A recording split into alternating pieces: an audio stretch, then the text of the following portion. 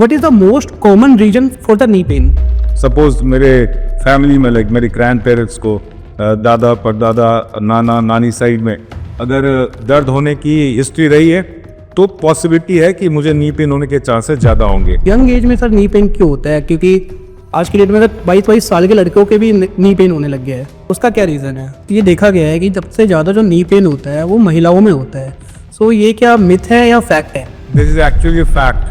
योगा बहुत अच्छी चीज़ है शरीर के लिए, मैं योगा को बहुत अप्रिशिएट करता हूँ, पर योगा में कुछ स्पेसिफिक ऐसा आसन है जो कि काउंटर प्रोडक्टिव होता है। तो सर अगर किसी को नी पेन है तो क्या जरूरी है उसको नी रिप्लेसमेंट सर्जरी ही करानी पड़ेगी या विदाउट नी रिप्लेसमेंट सर्जरी के भी वो अपनी लाइफ एक्टिवली जी सकता है? तो it all depends. Knee replacement हर एक आदमी जिसको नी पेन हो, हर एक पेशेंट जिसको नी पेन हो, वो नी रिप्लेसमेंट का कैंडिडेट बिल्कुल नहीं है।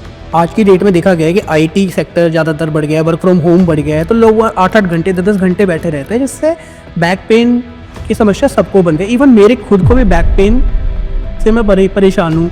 सो क्या रीज़न है लोअर बैक पेन का और किसे हम कैसे ट्रीट कर सकते हैं? कितना खर्चा आता है एक नी रिप्लेसमेंट सर्जरी कराने में? नी रिप्लेसमेंट जो है एक साइड पर। आज का एपिसोड उन सभी के लिए है जो अपनी हेल्थ को लेकर सीरियस हैं और जॉइंट या बैक पेन से परेशान हैं। आज हमारे साथ हैं डॉक्टर अभिषेक कुमार मिश्रा, जिन्होंने 10,000 से ज्यादा जॉइंट रिप्लेसमेंट सर्जरी परफॉर्म की है, जिनके द्वारा ऑपरेट किए गए पेशेंट न केवल इंडिया में बल्कि पूरी दुनिया में आज पेन फ्री एक्टिव लाइफ जी रहे हैं। सो स्वागत करते हैं हमारे साथ doctor Abhishek Kumar Mishra. Hi Kashish, thank you very much. It's a privilege to be here. बहुत खुशी है मुझे आज यहाँ आके, और आपने जो छोटा सा इंट्रोडक्शन दिया मैं उसको थोड़ा और kind of fill in the blanks करना चाहूँगा। मैं ऑर्थोपेडिक सर्जन हूँ। आई पास out from Maulana Azad medical college. I was studying throughout in Delhi itself. I do joint replacement, arthroscopy and spine surgeries, and by God's grace fortunately I keep getting patients from all over the world. सारी दुनिया से मेरे पास या हमारे अस्पताल में बनी जाते हैं, और बाय गॉड्स ग्रेस वो सब खुश होके सही होके जाते हैं और अपने आगे और पेशेंट अपने रिश्तेदार जिनको प्रॉब्लम भेजते हैं। हमारा एम रहता है कि उनको डिसेबिलिटी से दूर रखें, उनको पेन से दूर रखें, और शायद आज का टॉपिक इसी पेन से रिलेटेड है, प्राइमरली नी पेन और बैक पेन पे। सो सर आपने अपना इंट्रो दे ही दिया है। बिफोर वी स्टार्ट हम आपसे जानना चाहेंगे कि क्यों आज का पॉडकास्ट हमारे ऑडियंस को देखना चाहिए, मतलब क्यों वो हमारे पॉडकास्ट देखे और हमारा पॉडकास्ट और पॉडकास्ट से कैसे अलग है? क्यों ये पॉडकास्ट देखना चाहिए? पेन। सो पेन की बात करें तो आई वुड से कि हम में से हर एक आदमी, दुनिया का एक आदमी, उसने कभी ना कभी ये पेन सेंसेशन का अनुभव जरूर किया होगा। डेफिनेशन पे जाए तो शेरिंगटन करके एक साइंटिस्ट थे, उन्होंने कहा था कि pain is the physical adjunct of an imperative protective reflex. उसका बेसिकली मतलब ये होता है कि शरीर को बचाता है, पेन शरीर को हार्म से बचाता है, इंजरी से बचाता है। जस्ट गिव एग्जाम्पल देना चाहूँगा। सपोज कोई बहुत ही गर्म वस्तु है और आप गलती से उसे छू लेते हैं, तो क्या होता है? आपको दर्द होता है। बेसिकली दर्द हमें ये बताता है कि हमें उस चीज़ से दूर रहना है। सो पेन एक प्रोटेक्टिव फिनोमेनन है। पेन हमें बताता है कि कुछ ना कुछ गलत हो रहा है और ये शरीर को हार्म करेगा। पेन एक सिग्नल है, हमें इसे नज़रअंदाज नहीं करना चाहिए। हमें इसके कॉज को फाइंड करके उसे दूर करना है, चाहे मेडिकल ट्रीटमेंट हो चाहे surgical treatment. Great sir, so start करते हैं। तो सबसे पहला जो मेरा सवाल रहेगा, क्योंकि आज की डेट में ना सबसे ज़्यादा जो कॉमन चीज़ है वो है नी पेन। आज की डेट में हर किसी को, यंग एज में हो चाहे वो ओल्ड एज में हो, सबको नी पेन होता है। तो मेरा सवाल है कि what is the most common reason for the knee pain? एक सवाल के जवाब देने से पहले मैं थोड़ा सा बैकग्राउंड में जाना चाहूँगा। ऐसा नहीं है कि नी पेन बढ़ गया है, पहले नहीं था और अब लोग नी पेन ज़्यादा कंप्लेन करने लगे। अब ये रीज़न ये है कि नी पेन पहले भी था, जनसंख्या बढ़ रही है, इसलिए number of people with knee pain is increasing. Also life expectancy is increasing. पहले एवरेज लाइफ स्पैन, मैं से 50-70 साल पहले की बात करूँ इंडिया के आज़ादी के समय, तो एवरेज लाइफ स्पैन 50-54 साल होती थी। आज की डेट में एवरेज लाइफ स्पैन जो है 65-70 साल है। So as you grow, pain होने की संभावना बढ़ती है, कि डिजनरेशन का प्रोसेस होता है, वो उम्र के साथ चलता है। बेसिकली उम्र की घड़ी की सुई एक ही दिशा में चलती है, अनफॉर्चुनेटली ये इसको वापस नहीं कर सकते। तो जैसे जैसे डिजनरेशन होता है दर्द होने की संभावना बढ़ती है। इसीलिए हम उन लोगों को ज़्यादा नोटिस कर पाते हैं जिनको पेन है, because of increase life expectancy, because of advancement in technology and medical sciences. So pain पहले भी था, पेन अभी भी है। इस जस्ट दैट की नज़र ज़्यादा आ रहा है क्योंकि ज़्यादा लोग हैं हमारे पास पेन के साथ। नी पेन की बात करें तो नी पेन कई रीजन से हो सकता है। I would say wear and tear is one of the commonest causes, जिसको हम ऑस्टियोआर्थराइटिस कहते हैं। इसके अलावा कोई इन्फ्लेमेटरी प्रोसेस जैसे कि रूमेटॉइड आर्थराइटिस या एंकाइलोसिंग स्पॉन्डिलाइटिस, ये सब बीमारियां हैं जो नी पेन कॉज कर सकती है। उसके अलावा injury, trauma which is very common specially in people who indulge in sports. They are likely, they are very prone to get serious trauma to the knee, and this can cause pain in the knee. Apart from this, there are several other causes. There is always genetic predisposition. जैसे suppose मेरे family में like मेरे grandparents को दादा परदादा नाना नानी side में अगर दर्द होने की हिस्ट्री रही है तो पॉसिबिलिटी है कि मुझे नी पेन होने के चांसेस ज़्यादा होंगे।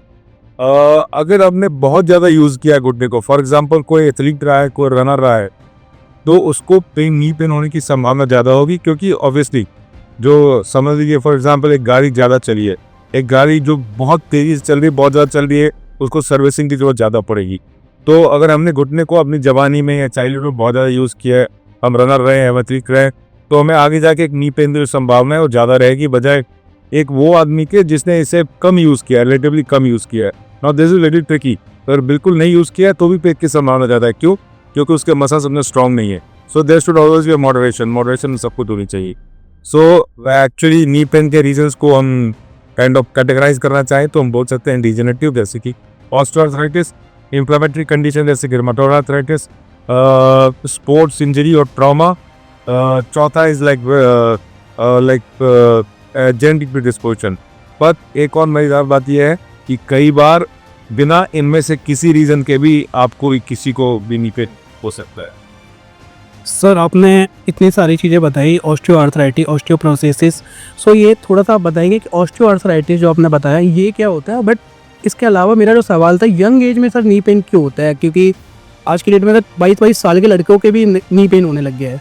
सो उसका क्या रीज़न है? So actually let's split this question into two parts. दो पार्ट में डिवाइड करके मैं इसका जवाब दूंगा। पहले वेयर एंड टेयर या ऑस्टियोआर्थराइटिस की बात है तो हम सब जानते हैं कि हर एक जॉइंट में एक कार्टिलेज या लुब्रिकेंट की लेयरिंग होती है, और जैसे जैसे उम्र बढ़ता है लुब्रिकेंट की लेयरिंग, कार्टिलेज की लेयरिंग, लाइनिंग, वो वेयर एंड टेयर उसका घिसा होने लगता है, वो पतली कमजोर पड़ने लग जाती है, डैमेज हो जाती है। तो बेसिकली क्या होता है कि बोन फिर बोन के आगे रब करने लगता है, जो भी नॉर्मल नहीं है, जो कि नेचुरल नहीं है, और पेशेंट को पेन फील होता है। यह होने की संभावना जैसे जैसे उम्र बढ़ती है वैसे वैसे यह ऊंची होने की संभावना बढ़ती जाती है।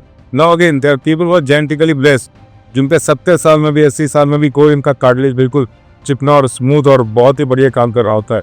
एक्सरे में देखता हूँ, मुझे लगता है ये तो किसी 25-30 साल का आदमी का एक्सरे दिख रहा है। तो ये जेनेटिकली बेस्ड है, लाइक ये कुछ लिखवा के लाए हैं कि घुटने कभी खराब नहीं होंगे। अब रही बात दूसरे सवाल की, आजकल यंग लोग भी बहुत ज़्यादा नी पेन की शिकायत करते हैं। दो रीज़न मैं बताना चाहूँगा। एक रीज़न तो ये है कि पेन के लिहाज से लोगों की अवेयरनेस बढ़ गई है। लोगों को पता है कि हर एक चीज़ का सलूशन है, ये पेन है तो ये कुछ हो सकता है आगे चल के सीरियस हो, इसीलिए लोग पेन को ध्यान देने लगे और उसका इलाज ढूंढ रहे हैं। इसीलिए पेन के बारे में, स्पेशली यंग लोगों के पेन के बारे में अवेयरनेस बढ़ रही है, यंग लोग पेन के साथ ज़्यादा देखे जा रहे हैं।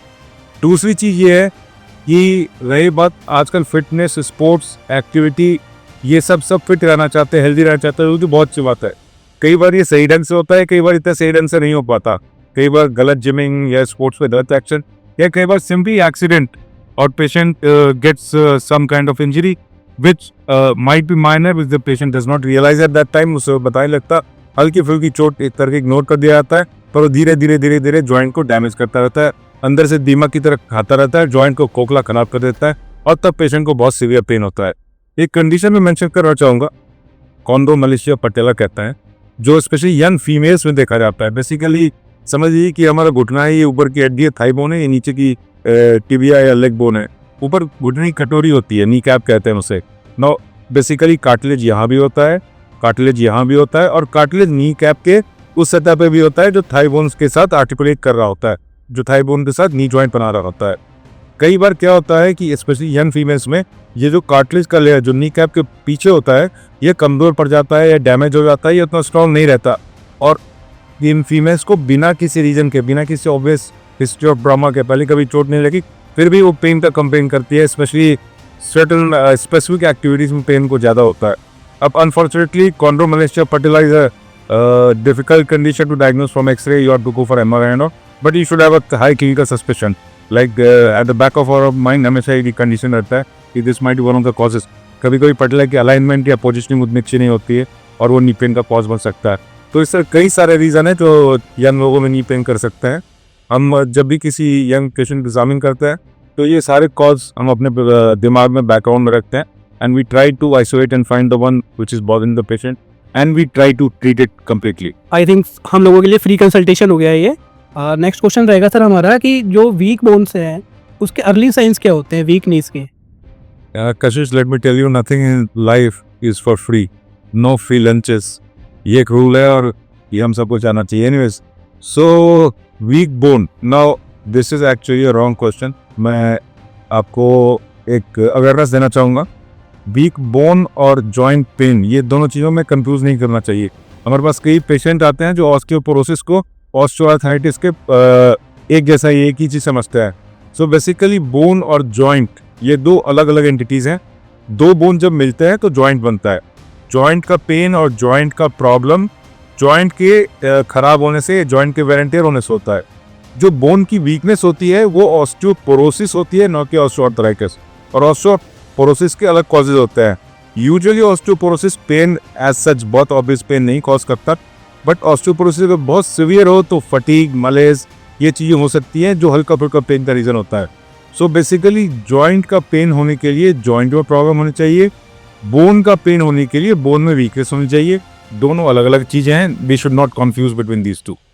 ऑस्टियोपोरोसिस आपने बोला सर, ऑस्टियोपोरोसिस को आप इजी लैंग्वेज में बताएंगे, ऑस्टियोपोरोसिस क्या होता है? ऑस्टियोपोरोसिस यानी बोन में चूने की कमी, मिनरल की कमी। बोन में बोन सॉलिड कम हो गया है। बेसिकली एक दीवार है, दीवार में शुरू में बड़ी अच्छी सीमेंट और ये ईंट बहुत अच्छी भरी हुई थी। धीरे धीरे जैसे दीवार जो पुरानी होती गई, सीमेंट जो है उससे निकलता रहा, ईंट जो है खोखली होती रही और दीवार कमजोर हो गई। इतनी कमजोर हो गई कि कोई आते एक लात मार दे वो दीवार गिर जाएगी। So probably I have tried to explain in a very raw language, but basically osteoporosis है ही यही चीज। ब्रिटल बोन कहते हैं। The worst thing about osteoporosis is इसमें हल्की चोट से भी मेजर फ्रैक्चर होने की संभावना होती है। एंड यू कैन इमेजिन किसी एल्डरली में लाइक 85, 80, 75, 90 साल के आदमी में एक हल्का सा फॉल, बाथरूम में स्लिप या घर में स्लिप हो गया और माइनर फॉल, मैं और आप गिरेंगे, हम फटाक से उठ के चलने लगेंगे। ऐसे एल्डरली लोगों में ये फॉल हुआ, वो उठ नहीं पाए, एक्सरे किया गया, we found that the doctor found that they have a fracture of the rep और fracture of the spine. So osteoporosis I would say it's a silent killer, silent epidemic. ज़्यादा symptom होते नहीं है, पर एक बार अगर इसकी वजह से फ्रैक्चर हो गया तो उसको ठीक करना बहुत ही मुश्किल है। लकी होता है वो लोग जो ऑस्टियोपोरोटिक फ्रैक्चर के बाद वापस same activity of life, same lifestyle achieve कर पाते हैं। सो ऑस्टियोपोरोसिस को हमें इग्नोर नहीं करना है, we have to keep it side by side. Joint pain ज़्यादा यूजुअली ऑब्वियस होता है, ज़्यादा परेशान करता है, इसीलिए लोग जॉइंट पेन पे ज़्यादा डॉक्टर की सलाह लेने अर्ली स्टेज पहुँचते हैं। वैसे ऑस्टियोपोरोसिस की वजह से जो पेन होता है माइनर होता है या नहीं होता है, इसीलिए वो बहुत लेट से पकड़ के आता है। इसीलिए ऑस्टियोपोरोसिस के लिए प्रिवेंटिव अर्ली स्टेज में इन्वेस्टिगेशंस करना जरूरी चीज़। सर मैंने ये देखा गया है कि सबसे ज़्यादा जो नी पेन होता है वो महिलाओं में होता है। सो ये क्या मिथ है या फैक्ट है? This is actually a fact. So osteoarthritis of the knee to a certain extent, like 100% even to a certain extent, it is seen more in females. Now there is again we should have genetic predisposition and there are certain other things like hormonal imbalance after menopause, and there's so many other things which make a female more prone to get knee pain. But at the same time I would like to emphasize कि अगर हम osteoporosis की बात करें तो यही observation ज़्यादा important हो जाता है, क्योंकि osteoporosis for sure the ratio is almost 2:1 after a certain age. आप 50-60 की एज के बाद अगर आदमियों में एक को ऑस्टियोपोरोसिस होगा तो महिलाओं में 2 को ऑस्टियोपोरोसिस होगा। It is almost twice. Okay, so sir अगर किसी को नी पेन है सो क्या जरूरी है उसको नी रिप्लेसमेंट सर्जरी ही करानी पड़ेगी या विदाउट नी रिप्लेसमेंट सर्जरी के भी वो अपनी लाइफ एक्टिवली जी सकता है? So it all depends, there are several variables. बड़ी सारे चीज़ों को हमें कंसीडर करना होता है नी रिप्लेसमेंट एडवाइस करने से पहले।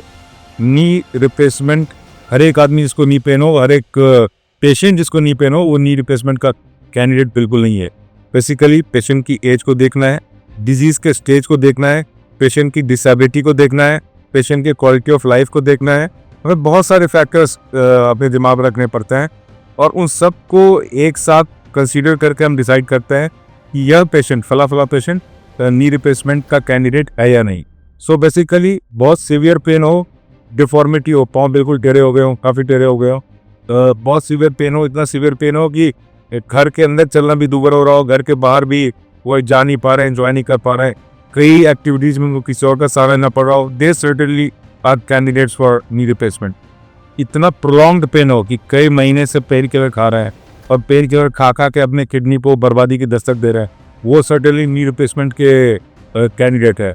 या फिर यंग एज में कभी कभी क्या होता है, इन्फ्लेमेटरी आर्थराइटिस जैसे कि रूमेटॉइड आर्थराइटिस होता है, तो ऐसे पेशेंट समहाउ अनफॉर्चुनेटली बहुत जल्दी कम एज में ही उनको नी रिप्लेसमेंट करानी पड़ती है। फॉर एग्जाम्पल जो वेयर एंड टेयर वाला आर्थराइटिस है, ऑस्टियोआर्थराइटिस, जो उसमें यूजुअली पेशेंट्स को नी रिप्लेसमेंट की जरूरत 55, 60, 65 या उसके बाद पड़ती है। वेयर एज रूमेटॉइड आर्थराइटिस जो कि गठिया वाले पेशेंट है, जिनको गठिया बाई कहते हैं लाइक कॉमन लैंग्वेज में, लेमैन्स टर्म में, इनको कई बार 25, 30, 35 साल में ही नी रिप्लेसमेंट की जरूरत पड़ती है।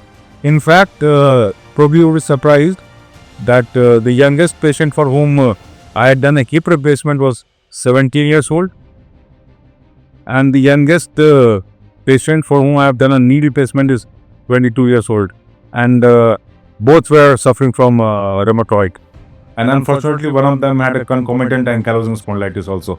Both were existing together. Sir ये रूमेटॉइड आर्थराइटिस जो ये आपने बताया, इसका कोई ट्रीटमेंट है? Is this pain permanent? So rheumatoid arthritis का ट्रीटमेंट प्राइमरली मेडिकल है, जो रूमेटोलॉजिस्ट करते हैं, दवाइयाँ होती हैं, इसके लिए स्पेसिफिक दवाइयाँ होती है।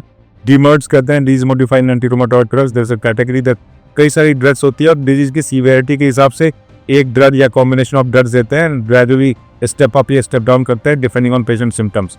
So basically treatment primarily medical है, लेकिन जब जॉइंट खराब हो गया हो, टेढ़ा मेढ़ा हो गया हो, जॉइंट घिस गया हो, रूमेटॉइड आर्थराइटिस ग्रेजुअली धीरे धीरे टाइम के साथ जॉइंट का बहुत सीवियर वेयर एंड टेयर करता है, और उस वेयर एंड टेयर हम ऑलरेडी बात कर रहे हैं कि वेयर एंड टेयर को ऑस्टियोआर्थराइटिस कहता है। तो रूमेटॉइड आर्थराइटिस की वजह से अल्टीमेटली ऑस्टियोआर्थराइटिस हो जाता है और उसको सेकेंडरी ऑस्टियोआर्थराइटिस कहता है। So most of the rheumatoid arthritis usually lead to secondary osteoarthritis, और जब रूमेटॉइड आर्थराइटिस की वजह से सेकेंडरी ऑस्टियोआर्थराइटिस हो गया हो तो उस केस में पेशेंट को इन्वेरिएबली सर्जरी की जरूरत पड़ती है। नी और हिप बहुत कॉमनली अफेक्टेड जॉइंट हैं। I have many patients for हुम आई have done both the knees and both the हिप्स, दोनों घुटने और दोनों कुल्हे। क्यों? क्योंकि रूमेटॉइड आर्थराइटिस के पेशेंट थे।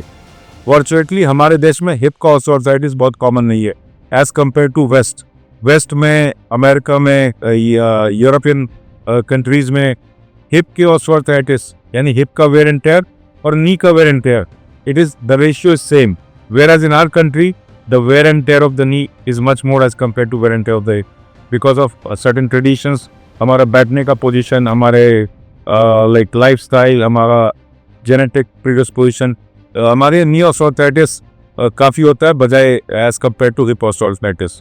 तो हमारे पॉपुलेशन में, इंडियन पॉपुलेशन में नी और हिप रिप्लेसमेंट दोनों कराने की जरूरत यूजुअली उन लोगों को पड़ती है जिनको रूमेटॉइड आर्थराइटिस या बहुत सीवियर एंकाइलोजिंग स्पॉन्डिलाइटिस हो।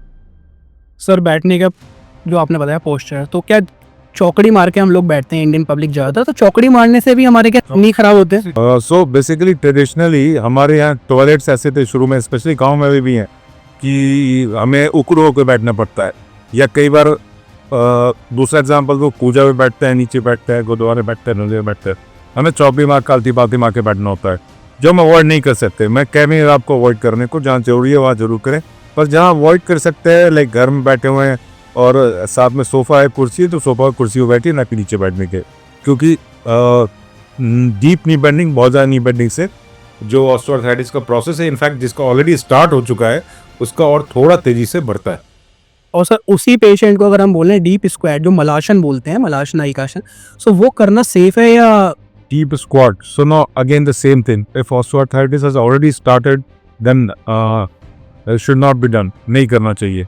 पार्शियल स्क्वाट्स तक ठीक है क्योंकि मसल को स्ट्रॉन्ग करता है, वो भी अगर तब जब आप बिना अपने शरीर को बहुत ज़्यादा परेशान किए हुए कर पा रहे हो। अगर उसमें बहुत ज़्यादा डिस्कम्फर्ट है, बहुत ज़्यादा पेन है, तो ऑब्वियसली आप अवॉइड कीजिए। सिमिलरली योगा बहुत अच्छी चीज़ है शरीर के लिए। मैं योगा का योगा को बहुत अप्रिशिएट करता हूँ, पर योगा में कुछ स्पेसिफिक ऐसा आसन है जो कि काउंटर प्रोडक्टिव होता है। सो भाई बेसिकली आपका शरीर आपको खुद ही सिग्नल देगा। कोई योगा का आसन ऐसा हो या कोई पोजीशन ऐसा हो बैठने का जो आपको बहुत ज़्यादा दर्द दे रहा हो, या वो करने के बाद आपका जॉइंट स्पेशली नी बहुत ज़्यादा स्टिफ फील करता हो, तो उसको अवॉइड कीजिए। उसके बजाय दूसरे एक्सरसाइज कीजिए जो कि आपके जॉइंट को सप्पल और स्ट्रॉन्ग रखें। आजकल सर देखा गया है कि ये तेल लगा लो, आयुर्वेदिक ट्रीटमेंट की ये तेल लगा लो, ऊपर से घिस देंगे और फिर आपके आर्थराइटिक घुटने सही हो जाएंगे, या ये एक्सरसाइज करने से 10 दिन में घुटने सही हो जाएंगे। सो ये क्या है? ये मतलब इनसे घुटने सही होते भी हैं या सिर्फ एक पब्लिक को, लोगों को बस एक पागल बनाया जा रहा है? एक्चुअली ये थोड़ा सेंसिटिव और कंट्रोवर्शियल टॉपिक है, पर फिर भी मैं वो तेल की चिकनाई जो है जो बना रहे हैं उनके पास जा रही है।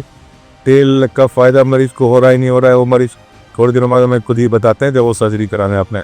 बट एनीवेज कुछ भी ट्राई करने में नुकसान नहीं है। Surgery should be the last resort, और सर्जरी हमेशा क्योर होता है।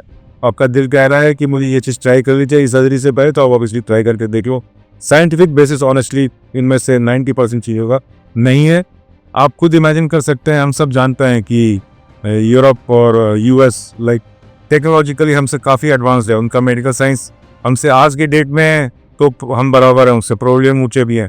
पर हम पिछले 50-100 साल की बात करें तो they have always been ahead of us. I been to many countries, I been to many operation theatres. I been to operation theatres in Australia, Germany, Italy, England, US, and I've seen the quality of what the surgeons they do. We are at par with them. In no way we are behind them. Specially मैं orthopaedic surgery की बात कर रहा हूँ, जो मैं orthopaedic surgeries का operation theatres में होता था। लेकिन अगर हम 30-40-50 साल की पहले की बात करें तो हमारे पास इतने इक्विपमेंट्स नहीं थे, इतनी टेक्नोलॉजी नहीं थी, इतना हमारे फाइनेंसेस इतने स्ट्रॉन्ग नहीं थे कि हम मॉडर्न ऑपरेशन थिएटर्स बना सके और मॉडर्न सर्जरीज कर सके। तो US, America, Europe, Australia probably हमसे काफ़ी आगे है मेडिकल साइंस में। फिर भी वहाँ जॉइंट रिप्लेसमेंट की संख्या आज भी हमारे देश के जॉइंट रिप्लेसमेंट की संख्या से ज़्यादा है। आप खुद सोच सकते हो कि अगर ये हमसे इतने ज़्यादा एडवांस हैं तो अभी तक कोई ना कोई टेक्नोलॉजी निकाल चुके होते कि बिना रिप्लेसमेंट किए ही सब कुछ ठीक हो जाता। अगर आप ये फैक्ट सोचोगे, ये मूर्ख नहीं है, ये बेवकूफ़ नहीं है कि पेशेंट्स की नी रिप्लेसमेंट सर्जरी करता है और उनको एक्टिव बनाता है, उनको पेन फ्री बनाता है। अदरवाइज इन सब देशों में भी वो तेल ही चल रहा होता, नी रिप्लेसमेंट नहीं हो रहा होता, हिप रिप्लेसमेंट नहीं हो रहा होता। ओके सर, सो कितना खर्चा आता है एक नी रिप्लेसमेंट सर्जरी कराने में? So there are certain variables, कुछ फैक्टर्स होता है, बट यूजुअली एक नी रिप्लेसमेंट जो है एक साइड पर 2 लाख रुपए से तकरीबन 3 लाख रुपए तक हमारे देश में होता है। यूजुअली ये सब कुछ इंक्लूड करता है। कॉस्ट कब बढ़ता है? कभी कभी जब आप एक अप मार्केट बहुत प्लस हॉस्पिटल, बड़े हॉस्पिटल में, बहुत ज़्यादा बड़े हॉस्पिटल में करा रहे हो, या फिर आपको बहुत सारे कोमॉर्बिडिटीज़ हैं, यानी कि आपको शुगर भी है बहुत हाई, उसको कंट्रोल करना भी ज़रूरी है, और वो भी अस्पताल में दाखिल होकर कंट्रोल हो सकता है। तो ऑब्वियसली आपका स्टे बढ़ेगा, आपकी दवाइयाँ बढ़ेगी, क्रॉस कंसल्टेशन होगा। या फिर आपको हार्ट का प्रॉब्लम है, उसकी दवाइयाँ चल रही हैं, कार्डियोलॉजिस्ट भी देख रहा है। सो बेसिकली जहाँ भी क्रॉस कंसल्टेशन हैं, जहाँ भी कोमॉर्बिडिटीज़ हैं, जहाँ भी बहुत बड़ा अस्पताल है, ये ऐसे कंडीशन में थोड़ा बहुत कॉस्ट बढ़ता है। ऑन एन एवरेज 2 से 3 लाख रुपए एक नी का, और अप्रॉक्सीमेटली 5-5.5 लाख रुपए दोनों नी का कॉस्ट है। थोड़ा बहुत 10-20% अंतर होता है जगह के हिसाब से, हॉस्पिटल के हिसाब से। ओवरऑल कॉस्ट यही है। कॉस्ट कम करने के कई तरीके हैं, पर मैं honestly I will not advise going for cost cutting in these surgeries, क्योंकि अल्टीमेटली ये सर्जरी एक बार ही होनी है। This is a lifetime surgery. This god forbid it has to be repeated and becomes a catastrophe. एक चीज़ मैं मेंशन करना चाहूँगा, हमारे देश में I have done knee replacement. For example, मैं अपना एग्जांपल दे रहा हूँ, बाकी ऐसे मैं कई सारे सर्जन होंगे। मैंने एटलीस्ट मैंने सभी कॉन्टिनेंट के पेशेंट्स को ऑपरेट किया है। मैंने एटलीस्ट 20 से 25 नेशनलिटी के पेशेंट को ऑपरेट किया है, नी रिप्लेसमेंट और हिप रिप्लेसमेंट।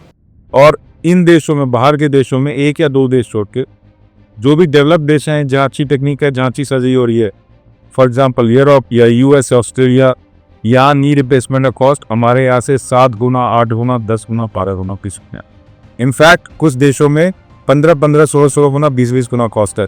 एक knee replacement, single knee replacement अगर हमारे यहाँ 2.5 लाख 3 लाख रुपये कॉस्ट करता है, सो आप चेक कर सकते हैं जर्मनी में या यूएस में तकरीबन 25 से 30 लाख रुपये का कॉस्ट आता है। उससे भी ज़्यादा आता है लग्जमबर्ग और कुछ और देशों में। कुछ ही देश ऐसे हैं जो हमारे कॉस्ट में हमारे आसपास हैं, पर वो भी अब से ज़्यादा है। For example Turkey is like just a little more than us, Thailand is almost twice, Singapore is 4 or 5 times more than us. So more less दुनिया में आप कहीं भी जाए, कॉस्ट हमसे ज़्यादा है, क्वालिटी हमारे बराबर है, तभी दुनिया भर के लोग हमारे पास आते हैं सर्जरी कराने के लिए। सर कुछ सिंपल एक्सरसाइज आप बताना चाहें जिससे नी रिप्लेसमेंट या नी पेन को हम अवॉइड कर सकते हैं। सो नी रिप्लेसमेंट को एक्सरसाइज से अवॉइड करना, एक्चुअली आप ऑलरेडी उस स्टेज पे पहुंच चुके हो जब आपको नी रिप्लेसमेंट की जरूरत है, तो एक्सरसाइज को अवॉइड नहीं कर पाएगा। बट एक्सरसाइज फिर भी करना है। आप नी रिप्लेसमेंट करवा रहे हैं, नहीं करवा रहे हैं, आज करवा रहे हैं, कल करवा रहे हैं, 6 महीने बाद करवा रहे हैं, 2 साल बाद, 5 साल, 10 साल, एक्सरसाइज करने में कोई नुकसान नहीं है। बहुत ही सिंपल बेसिक एक्सरसाइज है। हमारे पास फिजियोथेरेपिस्ट की पूरी टीम है जो ये एक्सरसाइज पेशेंट को बताती है। मेरे पास प्रोसेस है जो मैं पेशेंट को देता हूँ। इनमें से कई एक्सरसाइज तो पेशेंट खुद करता भी है। quadriceps setting, I would just tell you one exercise which is my favorite and which I have seen like work like wonder in every patient. The quadriceps setting exercise is basically घुटने को सीधा करना है, पंजे को अपनी तरफ खींचना है, फिर घुटने के नीचे एक रोल टावल, पतला टावल, ये पतला तकिया डाल के, ये सपोज थाई की क्वाड्रिसेप्स, थाई के सामने की मसल है, तो नी की कटोरी से वो अटैच होती है, घुटने के नी कैप से अटैच होती है। नी कैप वो दबाना है बिना हाथ लगाए हुए, नी कैप से उस टावल को, रोल टावल को या बिस्तर के सरफेस को ही या फिर तकिए को प्रेस करना है, पंजे को खींचे खींचे और 5 या 10 तक काउंट करना है और फिर पैर को ढीला छोड़ देना है। ये तकरीबन 10 रेपिटेशन 3 या 4 बार। This is very important. सिर्फ आप ये 5-10 मिनट की एक्सरसाइज करते हो।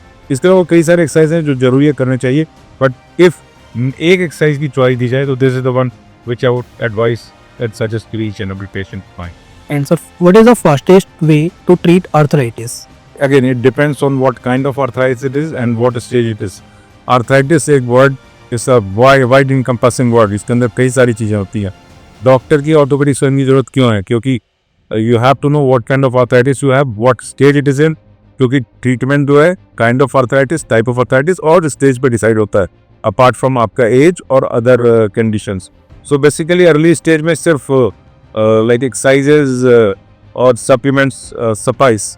उससे थोड़ा आगे स्टेज बढ़ा तो फिर इंजेक्शंस होता है सप्लीमेंट्स के अलावा। Weight loss it always helps, weight loss is a thing which helps universally everywhere. उससे भी आगे एक स्टेज है तो फिर छोटी सर्जरी की प्रक्रिया होती है, और एडवांस स्टेज में of course replacement is the one thing which cures that condition. Sir आजकल देखा गया है कि लोग इंजेक्शन लगवा रहे हैं कि पीआरपी इंजेक्शन, स्टेरॉइड इंजेक्शन। सो क्या पीआरपी इंजेक्शन एक तो नी पेन में कैसे हेल्प करता है, और या स्टेरॉइड इंजेक्शन क्या सच में ये नी पेन से या नी रिप्लेसमेंट को अवॉइड कर सकते हैं, या नी रिप्लेसमेंट बेटर है पीआरपी लगवाने से? So again you have to customize your treatment according to the patient's need and condition. हर एक जो एक ही फिट सब पे, एक ही स्टेरॉइड जो है सब पे फिट नहीं आता है। आपको मरीज की ज़रूरत, मरीज का स्टेज देखना होता है और उसके हिसाब से ट्रीटमेंट एडवाइस करना होता है। मैं खुद पीआरपी के इंजेक्शन देता हूँ, बहुत कॉमनली देता हूँ। पीआरपी के इंजेक्शन यूजुअली अर्ली स्टेज में यानी कि ग्रेड 2, कभी कभी ग्रेड 3 तक हेल्प करते हैं, और ये usually younger age group, younger lot of patients में हेल्प करता है। बहुत एल्डरली में पीआरपी का बहुत ज़्यादा रोल नहीं है, पर invariably I have seen in my patients at least it has worked very well if the patient has been chosen correctly, if the patient has only mild to early moderate degree of osteoarthritis. And PRP देने के बड़े सारे protocol हैं। कुछ लोग एक ही देते हैं, कुछ लोग 2 देते हैं। मैं यूजुअली कुछ लोग बहुत सारे देते हैं। मैं यूजुअली 3 इंजेक्शन देता हूँ और spread over a period of approximately 3 months। And इसके साथ एक्सरसाइज एडवाइस करता हूँ, कुछ सप्लीमेंट देता हूँ, और most of patient they do very well and they are able to avoid this knee replacement for many years with help of PRP. But then again, for example, एक 65 साल का जना भाई हमारे पास, या 60 साल या 70 साल जना भाई जिनको ग्रेड 4 ऑस्टियोआर्थराइटिस है, उनके घुटने ऑलरेडी टेढ़े हो रखे हैं, एक्सरे में बोन ऑन बोन है, ऑब्वियसली उनके लिए PRP जो है बिल्कुल it's a waste of money, and honestly no orthopaedic surgeon in his senses would advise PRP for such a patient. कितना खर्चा आता है सर पीआरपी? सो पीआरपी बनाने कई सारे तरीके हैं। कुछ क्रूड रॉ मेथड होता है जिसमें आप ब्लड को सिर्फ लाइक एक स्पेशल कंटेनर में डाल के खोल दे के लटका देते हो, कुछ लेस अपने आप सेपरेट हो जाता है। बहुत सस्ता तरीका है। अगर इस हिसाब से करते हो तो आप PRP 1,500-2,000 3,000 रुपये भी लगा सकते हो। पर अगर प्रॉपर प्रिसीजन और टेक्निक के साथ उसके लाइक उसका प्रॉपर जो तरीका होता है, उसका सेंट्रीफ्यूज और उसके किट जो स्टेराइल किट होती है वो सब यूज़ करके करते हो तो अप्रॉक्सीमेटली 10 से 15,000 रुपये एक इंजेक्शन का कॉस्ट आता है इसको रिफाइंड वे से और सही वे से करने में, जहाँ बार बार अपने PRP को चेक भी कर रहे हो कि इसमें कितनी ये लाइक स्ट्रेंथ का और कितना इसका पोटेंशियल है। So it's an on going process. आपको अपने भी चेक इस कंट्रोल में रखने पड़ते हैं, और अगर आप सेटिस्फाइड रहोगे अपनी चीज़ से तो ऑब्वियसली आप मरीज को अच्छा रिजल्ट दे पाओगे। एवीएन क्या होता है सर, और क्या ये ट्रीट हो सकता है? एवास्कुलर नेक्रोसिस एक बहुत कॉमन कंडीशन है। इसमें क्या होता है कि जॉइंट के पास जो बोन होता है उसकी ब्लड सप्लाई धीरे धीरे कम होते होते वो जो बोन का हिस्सा है वो डेड हो जाता है। ए वैस्कुलर, ए मतलब without, vascular means blood supply, and necrosis means death. So death due to lack of blood supply, that is the literal meaning. So basically avascular necrosis is very common phenomenon. Usually hip काफ़ी commonly affected होता है। इसके अलावा भी कहीं हो सकता है, शोल्डर में, एल्बो में, एंकल में, but hip most commonly affect होता है। बहुत रेयरली कुछ पेशेंट्स में ये 2-2 3-3 जगह हो सकता है, जैसे हिप में भी और शोल्डर में भी। हालांकि ये रेयर कंडीशन है, कॉमनली होता नहीं। तो अगर ब्लड सप्लाई ख़राब हो गई है, बोन डेड हो गया है, तो धीरे धीरे जो जॉइंट का सर्फेस है, जो चिकनाई वाला सर्फेस है, वो खुरदुरा हो जाता है, वो पेशेंट को पेन देने लगता है, और अल्टीमेटली वो भी सेकेंडरी ऑस्टियोआर्थराइटिस में कन्वर्ट हो जाता है। जैसे हम पहले इन्फ्लेमेटरी आर्थराइटिस की बात करते थे, इसकी रोमेटॉइड आर्थराइटिस या कोई और आर्थराइटिस है, टर्मिनल स्पॉन्डिलाइटिस, ये धीरे धीरे वेयर एंड टियर की वजह से सेकेंडरी ऑस्टियोआर्थराइटिस में बदलता है। वैसे भी AVN over a period of time secondary osteoarthritis में बदलता है। अर्ली स्टेज में रिप्लेसमेंट की जरूरत नहीं होती, लेट स्टेज में, और अगर ये ऑलरेडी ऑस्टियोआर्थराइटिस कर चुका है या फिर जॉइंट का सरफेस खुरदुरा हो चुका है, तो इसमें रिप्लेसमेंट की जरूरत पड़ती है, और वही इसका इलाज। Great sir, so now we are shifting knee pain to back pain. So sir, अब आज की डेट में देखा गया है कि IT सेक्टर ज़्यादातर बढ़ गया है, वर्क फ्रॉम होम बढ़ गया है, तो लोग 8-8 घंटे 10-10 घंटे बैठे रहते हैं, जिससे बैक पेन की समस्या सबको बन गई। इवन मेरे खुद को भी बैक पेन से मैं परेशान हूँ। सो क्या रीज़न है लोअर बैक पेन का, और किससे हम कैसे ट्रीट कर सकते हैं? और कुछ आप सिंपल एक्सरसाइज अगर प्रेफर कर सकते हैं कि इस एक्सरसाइज को करने से हम अपना बैक पेन को अवॉइड कर सकते हैं। सो बैक पेन एक्चुअली बहुत सही बात है कशिश, ये आजकल के ज़माने में महामारी बन गई है। और पहले जो था लाइक मैं अपनी प्रैक्टिस की बात बताता हूँ। मैं ऑलमोस्ट 20-25 साल से प्रैक्टिस कर रहा हूँ। और से आई वुड से 25 years ago, 20 years ago, I hardly used to see young patient, very rarely young patient हमारे पास बैक पेन ज़्यादा थे। आज के डेट में every second patient with back pain is young patient. Why? Because ये जो IT sector, I am not maligning anything, but ये prolong sitting rather I should say, ये जो जॉब्स हैं जिसमें लंबा बैठना पड़ता है, लगातार बैठना पड़ता है, they make your back prone to fatigue and pain. So आदमी का स्पाइन, आदमी का शरीर, आदमी का जो ह्यूमन बीइंग, हम जब इवॉल्व हुए थे तो हम लाइक वी वर क्वाड्रूपेड्स, और धीरे धीरे हम जो है सीधा इरेक्ट होना खड़े हुए। हमारा स्पाइन इसलिए नहीं बना हुआ है कि हम हर समय बैठ के रहें। सो किसी भी चीज़ को जो उस काम के लिए नहीं बनी हुई है, अगर आप उस काम करने के लिए फोर्स करोगे तो ऑब्वियसली वो रिएक्ट करेगी। और इसीलिए बैक पेन, आई वुड से कि सिगरेट पीना जितना लंग्स के लिए ख़राब है, उतना ही प्रोलॉन्ग्ड अनइंटरप्टेड सिटिंग बैक के लिए ख़राब है। सो हमारे पास कई यंग पेशेंट आते हैं जिनका बैक पेन की शिकायत होती है, और कई बार कॉज सिर्फ मस्कुलर होता है, कई बार एक्चुअली एक्सरे में डिजेनरेशन होता है बड़ी कम एज में ही, लाइक 25-30 साल में। और MRI कराते हैं तो डिस्क या कुशनिंग जो होती है जॉइंट के बीच में, वो डिजेनरेटेड दिखती है या निकली हुई दिखती है, जिसको डिस्क हर्निएशन या डिस्क बग्स कहते हैं। बात हो रही थी एक एक्सरसाइज की जो कि बैक पेन के लोगों को एडवाइस करता हूँ मैं। वो बहुत ही सिंपल एक्सरसाइज है, शायद कई लोग करते भी होंगे। बेसिकली पेट लेवल लेट के धड़ का हिस्सा, गर्दन को और सर को ऊपर उठाना, दोनों बाजू सामने सीधा रखना और 5 तक कीर्ति करना। और अगर आप ये बड़े आराम से कर पा रहे हो तो आप पिछला पैर का हिस्सा भी उठा सकते हो, बट मेक श्योर अगेन अगर ये पेन देता हो तो नहीं करना है। So this is exercise which I suggest to every patient who has back pain who comes to me to strengthen the back. Sir, best sitting posture for back pain और no back pain, back pain हो या नहीं हो, best sitting posture एक ही होता है। straight, sit upright, sit straight, have a back rest, and more importantly लगातार लंबे समय नहीं बैठना. So आधा घंटा से ऊपर लगातार एक्चुअली नहीं बैठना चाहिए. If you need to sit, get up, move around, stretch yourself, come back. Don't sit continuously for more than 30 minutes or so. अगर कोई लॉन्ग वर्किंग आवर्स है तो आप आइडियल चेयर प्रेफर कर सकते हैं कि जो बेस्ट आइडियल चेयर हो फॉर बैक पेन.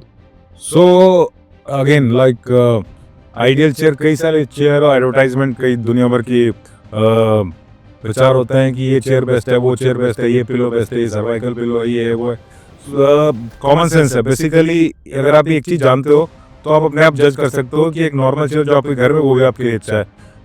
बैक में और स्पाइन की बात करते हैं. सपोज आप किसी को साइड से देख रहे हैं और ये पीठ का हिस्सा है, ये पेट का हिस्सा है, सामने का हिस्सा है, तो स्पाइन एक स्ट्रेट एंटिटी नहीं होती है. स्पाइन स्ट्रेट नहीं होता है, स्पाइन में कर्व होता है. इट इज पर लॉर्डोसिस. सो बेसिकली जो ऊपर वाला पैक जो गर्दन का हिस्सा, दैट इज कॉल्ड सर्वाइकल. वो भी स्ट्रेट नहीं होता है, उसमें कर्व होता है, ऐसा रिवर्स सी शेप का होता है, उसको सर्वाइकल लॉर्डोसिस कहता है.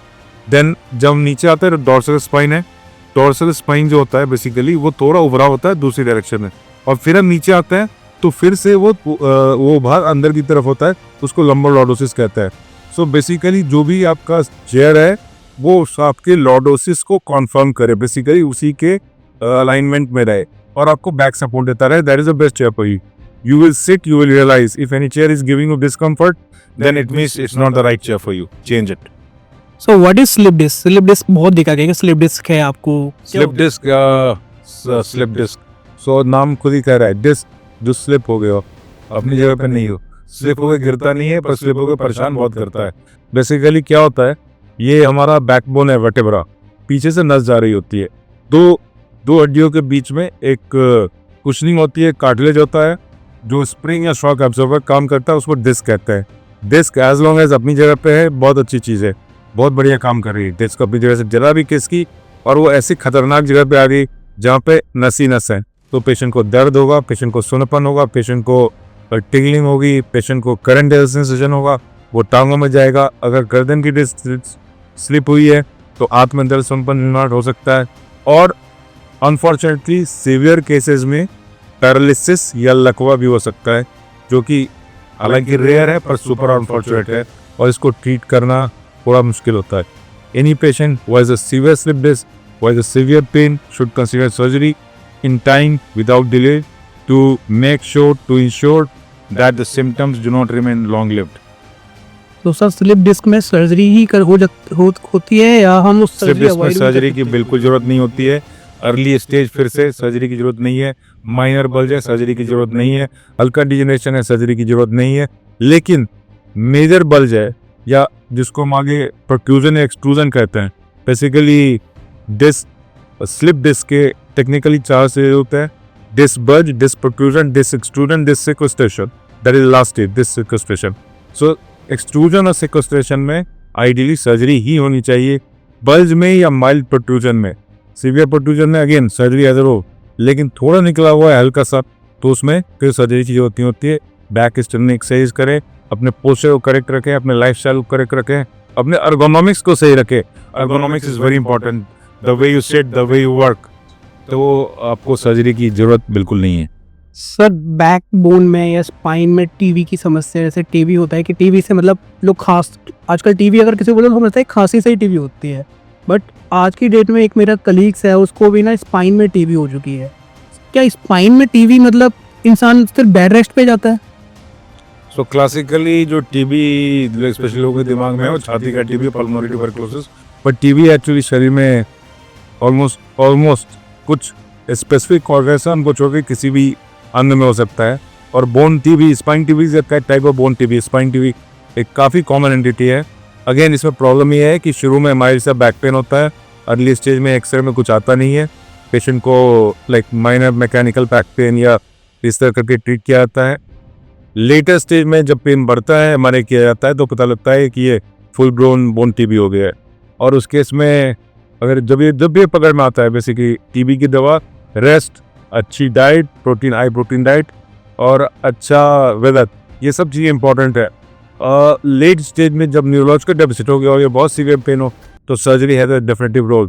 और surgery along with medication, surgery under the cover of medication जब भी टीबी हो ऑपरेट करें, सर्जरी से पहले दवा, सर्जरी के दौरान दवा टीबी की और सर्जरी के बाद दवा टीबी की। सबसे इम्पॉर्टेंट टीबी में दवा, उसका डोजेज और उसका ड्यूरेशन, उसमें कभी कोताही नहीं बरतनी चाहिए। अदरवाइज वो एक ऐसा खतरनाक टाइप का टीबी बन जाता है जिसे हम एमडीआर टीबी कहते हैं, मल्टी ड्रग रेजिस्टेंट टीबी, जो एक्चुअली कभी ट्रीट ही नहीं हो पाता और वो कई बार जानलेवा भी साबित हो सकता है। सर आपने इतने सारे पेशेंट ऑपरेट किए हैं, कुछ ऐसी आप रियलिस्टिक स्टोरी अपने शेयर करना चाहेंगे जिसको आपको लगता था कि यार ये बहुत ज़्यादा टफेस्ट है, बहुत ज़्यादा आप मतलब सर्जरी करने से पहले आप सोच रहे थे बट बाद में अपने सर्जरी की फिर पेशेंट बिल्कुल ठीक हो गए और आज, तो कोई ऐसी स्टोरी एक्चुअली ऐसी कई सारी स्टोरीज हैं। जिसने आपको इमोशनली बहुत ज़्यादा इमोशनल कर दिया हो? इमोशनल तो हमारा हम हर एक सर्जरी तो सक्सेसफुल होती है। आप पेशेंट को सर्जरी के बाद खुश देखते हो और वो आपके पास आता है और उसके चेहरे से दर्द गायब हो रखा होता है, वो फिजिकली एक्टिव होता है, जो पहले किसी के सहारे से आ रहा था, जो इंडिपेंडेंटली आ रहा होता है, कई बार अपने दोस्तों रिश्तेदारों को साथ लेके आ रहा होता है, उनका इलाज कराने के लिए अपना अच्छा एक्सपीरियंस उनके साथ शेयर करने के लिए। ऐसे हर एक पेशेंट को देख कर हमें खुशी होती है। पर्टिकुलरली अगर आप पूछो तो आई रिमेंबर एक दो इंसिडेंट्स, एक दो वाक़े हैं। एक बहुत ही मोटी लेडी थी, 145-50 किलो की, और 141 she was approximately, and now again this is little tricky. She was from Uzbekistan से थी वो। उनकी बिटिया और उनके दामाद जो हैं टर्की में रहते थे, टर्की गई थी। वो बेचारी ऐसी बेड रिडन टाइप की हो गई थी कि वो घर में वॉशरूम में व्हील चेयर से जाती थी, और वो टर्की गई थी। somehow like many countries they refuse surgery, उनको वेट की वजह से उनको सर्जरी के मना कर दिया। वो टोटली नी रिप्लेसमेंट होना था उनका, नी बहुत ही खराब थे, डेढ़ घरों सरकार को अपने थे, और पहले उनको या बेरियाट्रिक सर्जरी करो और फिर तभी होगा। और इस पर somehow वो बेरियाट्रिक सर्जरी, उनका दिमाग ये था कि मैं मोबिलिटी बढ़ा के मैं एक्सरसाइज करके टाइट करना बड़ी दम करूँगी, तो नी सर्जरी उनको मना कर दिया गया था। टेवर सर्जरी इतने मोटे केसेस में, इतने मोटे पेशेंट में, हेवी पेशेंट में सर्जरी करने से कतराते हैं, नहीं करते हैं, बस इसको सैटरडे कितना सकती दी सकती। सो ये पेशेंट किसी पुराने पेशेंट के थ्रू भेजा गया था, एंड शेयर थी हमारा फोक, तो होप के साथ आई थी। हमने ऑपरेट किया, और हालांकि उनका रिकवरी थोड़ी स्लो थी as compare to the patient. Normally patient जो है 4-5वें दिन काफ़ी अच्छा चलना शुरू कर देता है। इनको समय लगा था, 15-20 दिन लगे थे तकरीबन। ये सर्जरी करा के 15-20 दिन बाद अपने देश वापस चली गई थी। 6-8 महीने बाद आई, तो ये अपनी बिटिया के साथ आई थी। उन्होंने मैं इनको देख के पहचान नहीं पाया, क्योंकि उसने एटलीस्ट 30-40 किलो अपना वजन कम कर लिया था। मैं उसकी तरफ देख रहा था, मैं उससे पूछने वाला था कि आप दोनों की मदर जो आई थी पिछली बार सर्जरी करा के जो गई थी, वो भी हैं क्या अपने साथ? और वो मेरी तरफ देख के मुस्कुरा रही थी कि वो सीरियस आ रहा था कि मुझे पहचान नहीं पा रहा है। But anyways, I saw her fit, I saw her active, I saw her losing weight, I saw her like उसने अपनी उम्र एटलीस्ट 15-20 साल बढ़ा ली थी ये सर्जरी करा के। तो ऐसे वाकई होता है लोग, and she was all praise for Indian surgeons, Indian doctors in India. So जब भी हमारे काम से हमारी टीम को, हमारे देश को प्रोत्साहन और नाम मिलता है, बहुत खुशी होती है।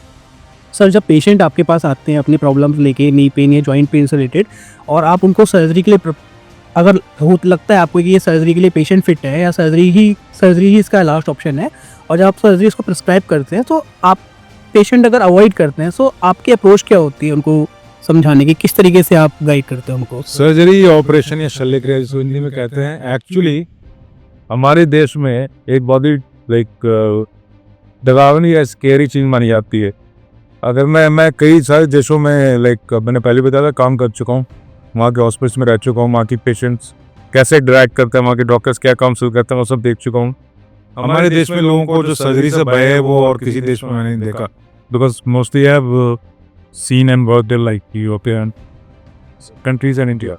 तो बहुत ही जाहिर सी बात है कि ऐसे लोग जिनको सर्जरी से बिल्कुल सर्जरी के से डरते हैं, उनको हम फोर्स नहीं कर सकते।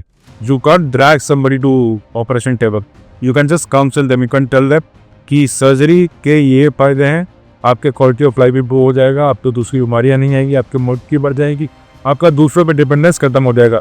और अगर आप सर्जरी नहीं कराओगे तो बहुत सारी प्रॉब्लम्स आ सकती हैं, उनको समझाते हैं, काउंसिल करते हैं। मेरी टीम है वो काउंसिल करती है, और यूजुअली जो थोड़ा भी समझदार होता है वो लाइक काउंसलिंग के बाद सर्जरी तैयार होता है। बहुत ही रेयरली कुछ ही ऐसे पेशेंट होते हैं जो जिनको एक्चुअली बहुत ज़्यादा ज़रूरत है और वो काउंसलिंग के बाद तैयार नहीं होता है। तो ऐसे पेशेंट्स के लिए फिर we try to do the next best thing which is like some kind of minimal intervention like an injection और जस्ट मेडिकेशन। किसी भी तरह आप मरीज का लाइक उसका दर्द कम करने की, उसकी बीमारी हटाने की कोशिश करते हैं। अगर बेस्ट मेथड से ना हो सके तो सेकंड बेस्ट मेथड से। कई बार वो कामयाब होता है, कुछ बार वो कामयाब नहीं हो पाता है। ये हमारा बैड लक मिसफॉर्चून है और पेशेंट का भी मिसफॉर्चून है। हमारे देश में अनफॉर्चुनेटली फिर से वही बात, सर्जरी के बारे में बहुत सारे मिथ्स हैं, स्पेशली रिप्लेसमेंट सर्जरी या स्पाइन सर्जरी के बारे में। हमेशा पेशेंट आदि ये कहता है कि वो अगल बगल पड़ोसी सुन चुका है। हमारे देश में हर एक दूसरा आदमी डॉक्टर है, हर एक आदमी एडवाइस देता है, एडवाइस फ्री की होती है। हर एक आदमी कहता है कि स्पाइन सर्जरी करा ली, रिप्लेसमेंट करा लिया तो जितना चल रहे हो उतना में नहीं चल पाओगे, 2 कदम में नहीं चल पाओगे, which is a complete myth. जो हज़ारों लाखों लोग सर्जरी करा के, सही सर्जरी करा के खुश होकर अपनी लाइफ निकाल रहे हैं, आपके सामने चलते हुए निकल भी जाएंगे, आपको मालूम नहीं पड़ेगा। वेयरएज एक आदमी जिसकी सर्जरी में कुछ कॉम्प्लिकेशन हुआ ना, surgery like surgeons are not gods like and surgery is not zero error. हम we try to it to be zero error, but complication हो सकते हैं, किसी भी सर्जरी में हो सकते हैं। कॉम्प्लिकेशन चांसेस बहुत कम होते हैं, पर हम कॉम्प्लिकेशंस के बारे में पेशेंट को बताते हैं। एक सर्जरी एक पेशेंट की सर्जरी खराब हुई हो उसके बारे में पूरे कुर्बे को, पूरे शहर को, पूरे राज्य को, पूरे देश को पता होता है। वेयरएज लाखों लोग अच्छी सर्जरी करा के अपनी अच्छी ज़िंदगी गुजार रहे हैं, उनको सब पीछे रख लेते हैं।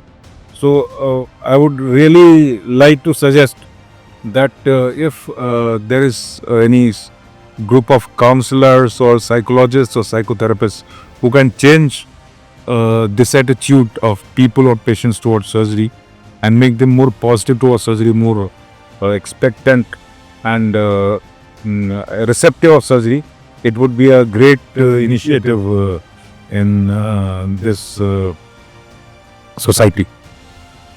ओके सर एक लास्ट है हमारा, क्या रहता है इसमें हम रैपिड फायर राउंड करेंगे। मींस मैं कोई क्वेश्चन पूछूंगा, उसका आप to the point direct one word में आंसर देंगे। Sir my first question is, कोई एक मिस्टेक जो ज़्यादातर पेशेंट आपके करते हैं? Not paying proper attention to rehabilitation. Okay sir, घुटने की सेफ्टी के लिए best daily exercise? Quadriceps setting, which I already told you. Okay sir, morning walk better है या जिम बेटर है? Morning walk any day better. Okay sir, joint pain क्या सिर्फ बुढ़ापे में होता है, ओल्ड एज में होता है? किसी भी एज में हो सकता है। एक मिथ जो आपको इरिटेट करता हो कि हर कोई आपसे वही सेम क्वेश्चन आके पूछ रहा है? सर्जरी के बाद हम पहले से भी खराब हो जाएंगे। ओके सर, सर्जरी या lifestyle change? Of course lifestyle change. Sir audience अगर 3 बातें याद रखना चाहे इस पॉडकास्ट के थ्रू, तो आप क्या उनका प्रेफर करेंगे? किसी ने बोला था कि जब आप प्रॉपर्टी खरीदने जाते हो तो सबसे इम्पोर्टेंट 3 चीज़ें होती हैं। वो 3 चीज़ें हैं लोकेशन, लोकेशन, लोकेशन। तो वैसे मैं बोलना चाहूँगा कि अगर आप हेल्थ पे ध्यान देना चाहते हो तो 3 चीज़ें हैं सबसे important, walk walk walk, most important. Don't ignore your muscles, build them. आप उनको जितना प्यार दोगे वो आपका बुढ़ापे में उतना ही बड़ा सहारा बनेंगे। और आखिरी, अपने पेन को कभी इग्नोर मत कीजिएगा, ये एक बहुत ही यूजफुल सिग्नल है। अगर आपने इसको सही समय पे सुन लिया तो आप फ्यूचर में कोई भी आपकी हेल्थ में प्रॉब्लम आ रही है उसको शुरू में ही दूर कर पाओगे। धन्यवाद, शुक्रिया, thank you. Thank you sir, thank you sir.